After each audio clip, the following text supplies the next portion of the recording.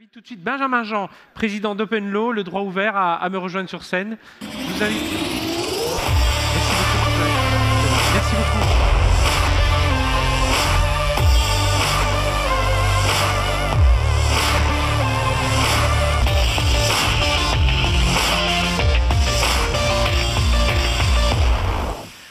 Allez, on va parler de ce... Il y a un café Legal Tech qui est juste à côté. Benjamin Jean, bonjour. Vous êtes président d'Open Law, le droit ouvert. Donc, nous rappeler en deux mots l'idée de départ de l'association Open Law, lancée il y a 3 ans pendant... c'était l'Open Source Forum. C'était la version précédente de l'Open Source Summit. Vous en êtes où aujourd'hui? Quelles sont les actions que vous menez avec Open Law? Oui, alors bonjour à toutes et à tous. Merci pour cette introduction et je suis ravi d'être avec vous aujourd'hui encore.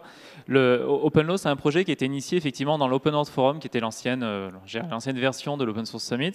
Et avec cette idée que, alors on l'a fait avec Etalab, Etalab qui était la commission interministérielle en charge de l'ouverture des données de l'administration. On l'a fait avec la DILA, Direction de l'information légale administrative, donc avec le secteur public, mais aussi avec le secteur privé. C'est une démarche qui a été vraiment pensée des deux côtés, donc avec l'Open World Forum d'une part et avec des acteurs de NUMA à cette époque aussi.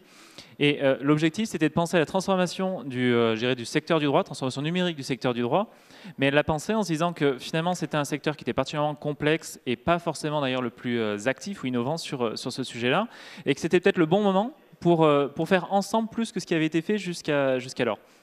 Alors, ce qu'on a rapidement mis en place au sein d'Open Law, c'était de réunir tout le monde autour d'une table et de leur dire que finalement, l'innovation aujourd'hui était tellement rapide qu'on ne pouvait plus... alors d'une part, il ne fallait pas la penser à l'échelle d'une seule organisation, d'un seul acteur, que ce soit du secteur public ou du secteur privé, il fallait la penser à une échelle supérieure, une échelle globale, et que ça, on ne pouvait le faire que si on était dans une démarche collective, et qu'ensuite, pour pouvoir prendre, pas prendre le pli, mais être en phase avec l'innovation et avec le numérique tel qu'il se déploie au jour le jour, il fallait qu'on réfléchisse ensemble à toutes les thématiques sur lesquelles on voulait monter en compétence, sur lesquelles on voulait produire des résultats concrets. Et pour ce faire, c'était ma conviction, mais ça s'est rapidement démontré, on a appliqué les concepts, les modèles de l'open source. C'est-à-dire que dans le champ du droit, on a appliqué l'open source tel qu'on le connaît dans le numérique depuis X années, mais vraiment en se disant que ça pouvait amener les acteurs qui n'avaient pas l'habitude de parler ensemble, de discuter, à agir sur des actions concrètes et à produire uniquement des ressources qui étaient complètement ouvertes et partagées. Alors, parmi les initiatives aujourd'hui, il y a le village Legal Tech. Pouvez-vous nous dire un petit peu comment ça se passe, en quoi ça consiste, les concepts autour de ce village, de cet événement, parce que c'est un événement dans l'événement quelque part? Alors ça me permettra aussi d'expliquer, parce que je pense qu'il y a beaucoup de personnes ici qui se demandent pourquoi on a un village de la Legal Tech au plein milieu de l'Open Source Summit. Alors, plusieurs choses. Le village Legal Tech, c'est un événement qu'on co-organise avec le village de la justice, qui est donc partenaire d'Open Law dans cette aventure. Et l'idée, c'est pour nous à la fois de réunir toute la communauté, tous les acteurs d'Open Law qui, depuis 3 ans, travaillent sur des projets très concrets, de s'ouvrir aussi à tous les autres acteurs qui s'intéressent potentiellement à ce sujet du numérique dans le secteur du droit, je dirais, de présenter toutes les actions qui ont été réalisées dans l'année. Alors, encore une fois, je le dis, mais c'est vrai, c'est pour ça que je le répète, c'est qu'on s'astreint au sein d'Open Law à produire des choses qui sont complètement ouvertes, partagées. Lorsque c'est des données, c'est en open data. Lorsque c'est du code source, c'est en open source. Lorsque c'est de la documentation, c'est partagé de la même façon. On documente tout ce qu'on fait. Je veux dire, tous les principes qui ont fait du logiciel libre ce qu'il est, qui ont fait de l'open source un modèle de développement tout à fait efficace, on l'applique au champ du droit. Donc, tous ces travaux qui ont été réalisés durant l'année, on les présente. Et dans ces 2 jours, il y a une série de conférences, voire d'ateliers d'ailleurs, au sein desquels on va pouvoir présenter ce qui a été fait dans le domaine de l'intelligence artificielle appliquée au droit. Et c'est un sujet, je pense que vous pourrez rapidement convenir, qui est particulièrement compliqué. C'est-à-dire qu'on se rend bien compte de l'intérêt de l'intelligence artificielle pour le droit, mais on voit aussi peut-être même plus rapidement les dangers que les avantages. Et ça, c'est les sujets sur lesquels on a travaillé pendant toute l'année avec la CNIL, avec la différentes cours suprêmes, des éditeurs, donc du secteur privé aussi, pour partager des jeux de données, pour aligner, pour concevoir une première base de données d'entraînement d'algorithmes, en ayant tout un travail en amont sur les biais potentiels qu'il peut y avoir dans les décisions de ces, je dis n'importe quoi, de ces dernières années, de ces 50 ou 100 dernières années. Et donc, on essaie de produire comme ça des ressources qui sont à la fois un facteur d'innovation, mais qui sont aussi pensées de manière complètement éthique, et je dirais peut-être un peu sociétale, sociétale, pour que tout le monde en tire le maximum profit, je dirais. Donc les Legal Tech, pour parler des acteurs qui sont donc juste derrière l'amphi, sont tous ces... autant les acteurs traditionnels que les nouveaux acteurs qui pensent l'accès au droit, l'accès à la justice grâce au numérique.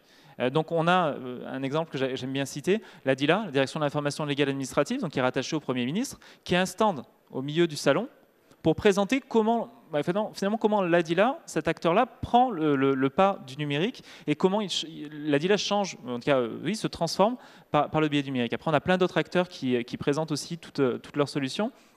Et je dirais que je ne vais pas vous parler de tous les... je vous invite à regarder le programme, toutes les actions qui sont présentées dans ces 2 jours. Juste parce que c'est un thème généralement qui a tendance à facilement accrocher. On va aussi présenter les smart contracts, donc on va parler de la blockchain, on va parler des smart contracts, des programmes informatiques qui fonctionnent sur la blockchain, qui ont été développés durant l'année pour montrer des cas d'usage concret aussi de cette technologie dans le champ du droit. Pareil, là c'est quelque chose qui a été fait de manière complètement ouverte, partagée, qui va alimenter un référentiel de smart contract open source. C'est quelque chose auquel je suis relativement attaché. Donc tout ça, vous pourrez le voir demain. Ce que je voulais juste terminer sur la partie Legal Tech, c'est qu'un autre projet qu'on a lancé il y a 1 an et qui va être renouvelé, il y a une deuxième version qui sort demain. On a publié, on a co-rédigé avec toutes les professions réglementées et non réglementées une charte éthique. En fait, on a dit à tous ces acteurs qui ne se parlaient pas il y a 3 ans, c'est-à-dire qu'auparavant, vous parliez, alors ça vous paraît peut-être étrange comme ça, je ne sais pas, ça dépend du public, hein. Auparavant, vous parliez à des avocats de tous ces acteurs du numérique qui proposaient des services innovants pour, je pense que si vous allez faire un tour sur le village Legal Tech, vous verrez, mais tout type d'action, ne serait-ce que avoir des contrats pour pas cher, avoir des conciliations de l'arbitrage en ligne pour, donc, très rapidement. Toutes ces solutions-là, elles étaient vues de manière très tendue, je ne sais pas si c'est le bon terme, mais par les professions réglementées qui avaient plutôt l'habitude d'avoir ce monopole-là. Aujourd'hui, on est dans un schéma complètement inverse, c'est-à-dire que tous ces acteurs-là cherchent à produire ensemble de l'innovation. Les cabinets d'avocats incubent des startups numériques, et on se retrouve vraiment dans des sujets assez innovants de ce point de vue-là. Et donc la charte éthique, c'est un document qui a été rédigé par tous ces acteurs pour définir quels étaient les engagements communs, quelles que soient les origines, je dirais, de tous ces acteurs, pour qu'on puisse donc faire de l'accès au droit, de l'accès à la justice en ligne par le numérique. C'est signé par des avocats, c'est signé par des experts comptables, par des notaires, des huissiers, plein d'autres legal tech justement. Et donc là, on va publier une deuxième version de cette charte qui a pris justement en compte le succès de l'initiative qui a été publiée il y a 1 an et qui nous a dépassé. Et alors, un tout dernier mot, là, il nous reste moins d'1 minute. Le droit, ça ne se résume pas au legal tech. On parle beaucoup dans d'autres domaines, alors les civic tech, voilà, il y a tout un tas de domaines. C'est quoi les perspectives de collaboration que vous avez avec d'autres domaines, là, en quelques secondes? Alors, justement, effectivement, le droit, ça ne se limite pas aux aspects uniquement accès au droit à la justice. Il y a aussi tout ce qui est lié à la vie politique, même à l'établissement des normes, de la loi. Et la civic tech, c'est toute cette branche, je dirais, du numérique qui réfléchit au rôle que le numérique peut avoir dans la participation de tous à l'établissement des lois et la vie politique. Donc c'est un sujet sur lequel on a beaucoup travaillé l'an dernier et on a à la fois des projets, donc des logiciels, on a aussi de la documentation sur des bonnes pratiques pour rentrer dans des démarches participatives en ligne. Et on a aussi une charte qui permet, alors je ne vais pas rentrer dans le détail, mais vous retrouverez tout ça en ligne, de définir ce qui donne confiance. C'est-à-dire que quand on vous propose d'interagir sur une consultation liée à une loi, comme c'était le cas pour la loi pour une république numérique l'an dernier, on avait beaucoup parlé, finalement, est-ce que vous avez plus confiance parce que c'est numérique, que tout le monde devrait pouvoir y participer, ou est-ce qu'il vous faut d'autres engagements? On a essayé de réfléchir aussi à ces éléments-là. Et autre versant qui est particulièrement intéressant, c'est tout ce qui est RegTech. RegTech, c'est comment le numérique va pouvoir accompagner le respect de la mise en conformité au travers d'une société ou au sein d'une société qui est de plus en plus complexe. Un exemple qui va certainement parler aux personnes ici présentes, c'est RGPD. Donc tout ce qui est données à caractère personnel, il y a une grande réforme qui a été annoncée, qui est effective au début de l'année prochaine.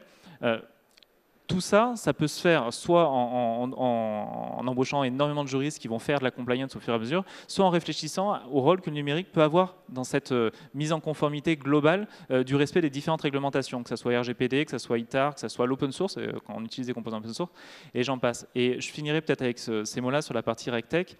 De plus en plus, on parle aujourd'hui d'une loi qui serait, la loi pour le travail, qui serait numérique de fait, c'est-à-dire qu'une loi qui est directement interprétable par des machines. Ça, c'est une tendance qui est relativement intéressante et qui est le pendant de l'inverse, c'est-à-dire qu'on a de plus en plus d'intelligence artificielle qui rend aussi exploitable par des machines des textes qui à l'origine ne l'étaient pas du tout. Donc pour finir, pour conclure, parce que le temps est passé, je vois que ça saute.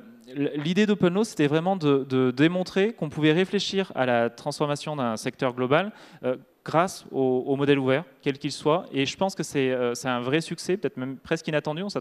On a énormément on a des membres, on a plein de bénévoles qui contribuent à nos côtés sur ces sujets-là.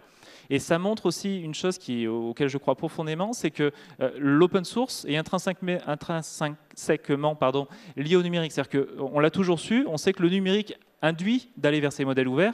Et finalement, on l'a peut-être oublié un certain temps, mais maintenant de plus en plus, parce que tout le monde se met à faire du numérique, on se rend compte que puisque tout le monde le fait, il faut qu'on rentre dans des logiques de collaboration, d'ouverture, et que finalement, l'innovation qui en sort, elle est à la fois très pertinente d'un point de vue économique, mais aussi d'un point de vue éthique et social.